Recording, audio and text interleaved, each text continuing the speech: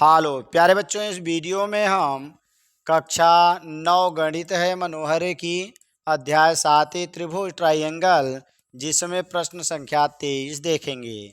तो त्रिभुज ABC और त्रिभुज DBC एक ही आधार BC पर बने दो समद्विबाहु त्रिभुज हैं। अगर ये पूरा समद्विबाहु है तो ये भुजा इस भुजा के बराबर होगा। हमारी ये भुजा इस भुजा के बराबर मिल जाएगा। तो हम आ जाएंगे ये भुजा इस भुजा के बराबर। ए और डी भुजा BC के एक ही ओर स्थित हैं। ए और डी BC के एक ही ओर दोनों बिंदु हैं।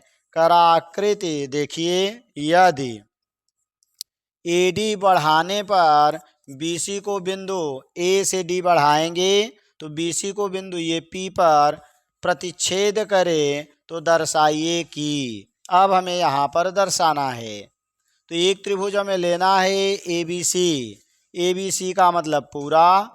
दूसरा त्रिभुज लेना है हमें DBC, माने ये अंदर वाला त्रिभुज। एक त्रिभुज पूरा ले लेंगे और एक त्रिभुज पूरा ले लेंगे और दूसरा ये अंदर वाला त्रिभुज। तो एक हमारा ये पूरा हो गया और दूसरा अंदर वाला त्रिभुज। दोनों समद्विबाहु हैं। अगर समद्विबाहु हैं तो ये भुजा इस भुजा के बराबर और ये भुजा इस भुजा के बराबर हो जाएगी। तो दो भुजाएं बराबर हो गई। और तीसरी भुजाएं देखेंगे तो ये कामन है। अगर कामन है तो इसका मतलब इस त्रिभुज की तीनों भुजाएं इस त्रिभुज के तीनों भुजाओं के बराबर हो गया। इसलिए दोनों त्रिभुज हमारे सर्वांग सम हो जाएंगे। तो हम यहाँ लिखेंगे हल। यहाँ हम आ जाते हैं, यहाँ हम लिखेंगे हल। हल में क्या मिलेगा? हल में हमें मिल जाएगा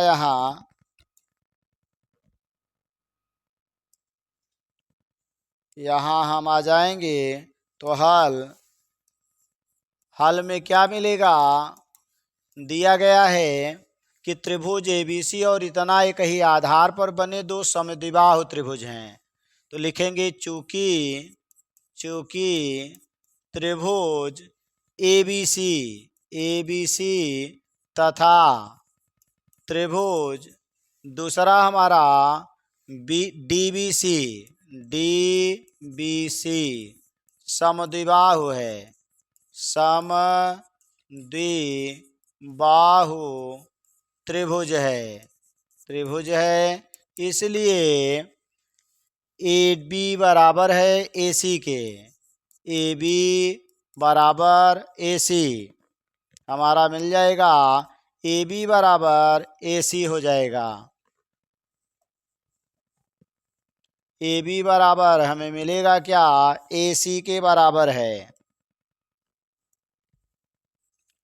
AC हो गया, माने इस त्रिभुज में एक भुजा ये बराबर हो गई। दूसरा BD बराबर CD होगा।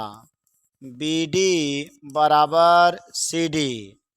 तीसरी भुजा हमें कामन मिलेगी तो AD बराबर AD होगा। तो हमारा त्रिभुज ABD अर्थात ABD, इसलिए त्रिभुज ABD तथा त्रिभुज दूसरा हमारा ACD में यस साइड सर्वांग समता से हमें मिल जाएगा त्रिभुज ABD और ये सर्वांग सम त्रिभुज ACD। और यही सिद्ध करना था नंबर 1। आगे आ जाएंगे तो नंबर 2 देखेंगे क्या दिया है। तो आगे आते हैं हम नंबर 2 पर। क्या हुआ यार?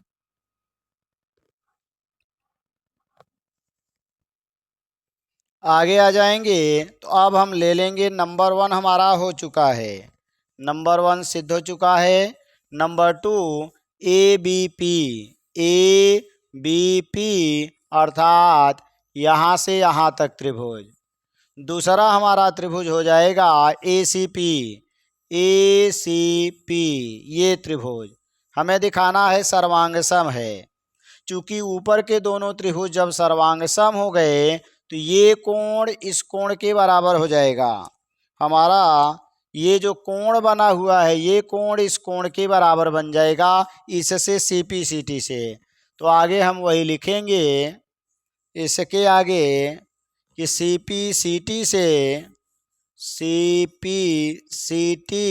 से माने अगर दो त्रिभुज सर्वांग सम हो जाते हैं तो उनकी संगत भुजाएं और संगत कोण बराबर हो जाते हैं। तो कोण BAD बराबर हो जाएगा कोण CAD। अब हमें ध्यान देना है कि ये भुजा इस भुजा के बराबर है और एक भुजा इसमें कॉमन है और बीच का कोण बराबर है, तो दोनों त्रिभुज भी सर्वांग सम हो जाएंगे। तो यहाँ हम आ जाएंगे CPCT से ये मिला। ये नंबर 2 के लिए है कि AB बराबर है AC। AB यहाँ हम लिख देंगे AB बराबर AC तथा हमें मिला AP बराबर AP। ये उभयनिष्ठ भुजा है। AB बराबर AC यहाँ हम लिख चुके हैं जो समीकरण 1 था। इसको हम 2 बना लेंगे, इसको हम 3 बनाएंगे। तो ये कहाँ से मिला? समीकरण 1 से। समीकरण 1 यही था हमारा। अब आगे आ जाएंगे। AP जो है ये उभयनिष्ठ भुजा है, तो यहाँ हम 3 तक बनाए हैं, इसको 4 बना लेंगे। ये हमारा समीकरण नंबर 4 हो जाएगा और ये 5 बन जाएगा और दोनों के बीच का कोण बराबर है। तो फिर हमारे इस त्रिभुज में ये भुजा इस भुजा के बराबर, ये भुजा कॉमन, तो बीच वाला कोण बराबर, तो साइड एंगल साइड। ये जो हमारा समीकरण बना यहाँ से, इसलिए साइड एंगल साइड से हमारा त्रिभुज बन जाएगा कौन सा? BAP अर्थात या ABP लिख सकते हैं।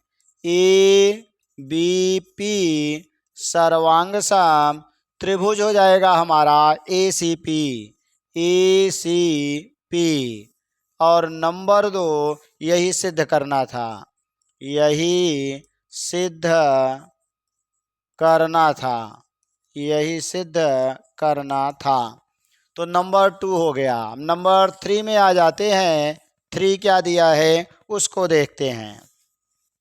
आइए इसको थोड़ा सा छोटा कर लें तो हमारा ये बन जाएगा।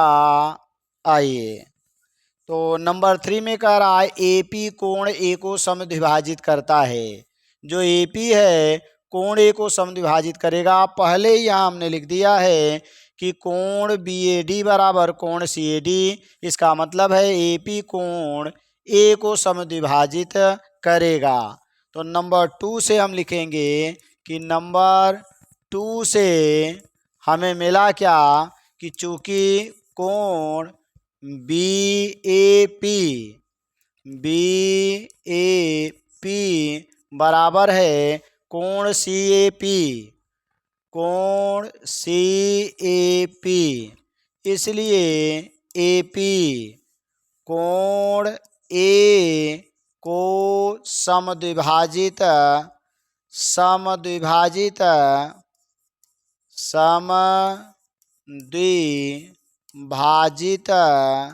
करेगा। ये हमारा हो गया नंबर 3। अब आगे आ जाएंगे नंबर 4। तो नंबर 4 क्या दिया है कि AP रेखाखंड BC पर लंब समद्विभाजक है। हमें दिखाना है लंब भी है और समद्विभाजक है। चूँकि पूरा त्रिभुज पूरे के सर्वांग सम हो चुका है, तो शेष बची हुई भुजाएं आपस में बराबर होंगी।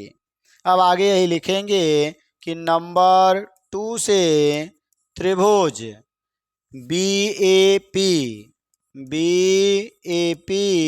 सर्वांग सम त्रिभुज हमारा CAP। इसलिए शेष CPCT से BP बराबर CP होगा। इसलिए CPCT से हमें मिलेगा BP बराबर CP। तो हम लिखेंगे BP बराबर होगा CP।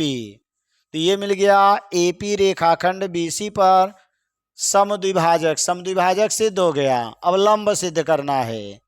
कोण BPA बराबर कोण CPA तथा कोण BPA बराबर कोण CPA। चूंकि दोनों जब सर्वांग सम हो जाएंगे तो ये वाला कोण इस कोण के बराबर होगा और एक सीधी रेखा बनी है तो 180 आएगा, इसलिए 90 भी बन जाएगा। तो बनेगा हमारा कि कोण BPA प्लस कोण CPA एक सीधी रेखा तो 180 अंश, और ये दोनों कोण बराबर हैं तो BPA और प्लस कोण इसके स्थान पर भी BPA बराबर 180 होगा। ये दो कोण हो गए BPA बराबर 180, 2 का भाग, तो BPA कोण बराबर 180/2 बराबर 90 आ गया। तो 90 भी आया और यहाँ से बराबर भी मिला। इसका मतलब हो गया कि ये जो AP दिया गया है लंब भी है और समद्विभाजक भी है। तो हमें 4 नंबर मिल जाएगा। इसीलिए आगे हम लिख देंगे 4 नंबर में नंबर 4, इसलिए AP BC पर लंब समद्विभाजक है। समद्विभाजक है और यही हमें नेक्स्ट वाला सिद्ध करना था।